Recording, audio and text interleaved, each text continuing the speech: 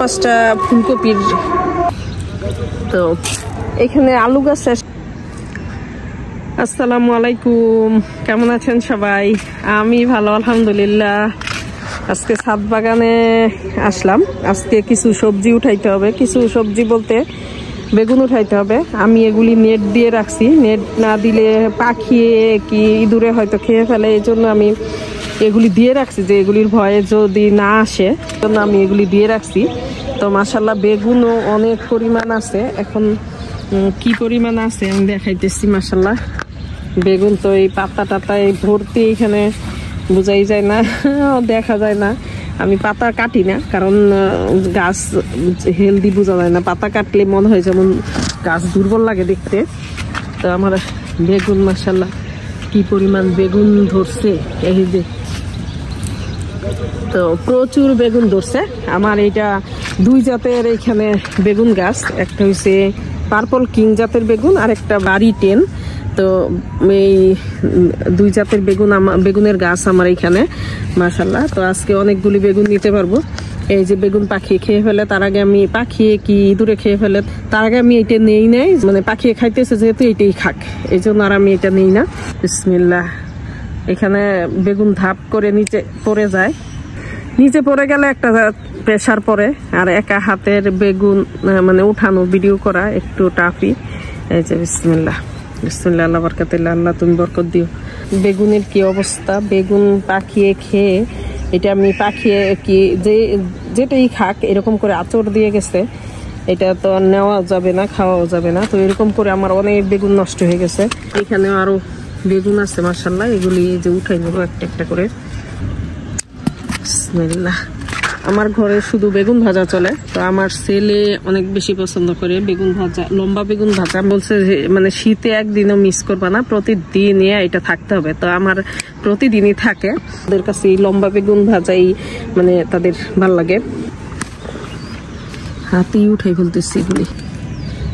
এইরকম দুই একটা গাছ থাকলে আর বেগুন কিনে খেতে হবে না, মানে হয়ে যায় একটা ফ্যামিলির জন্য যতটুকু বেগুন দরকার। আমার এই বেগুনটা কেমন হয়েছে, একটা বেগুনের গোড়ায় 3টা বেগুন হয়েছে। এটা দেখে যায়, এটা ছিঁড়তে ইচ্ছা করে না, দেখতে সুন্দরই লাগে। কার না ভালো লাগবে এরকম গাছ থেকে যদি এত এত সবজি উঠানো যায় একসাথে।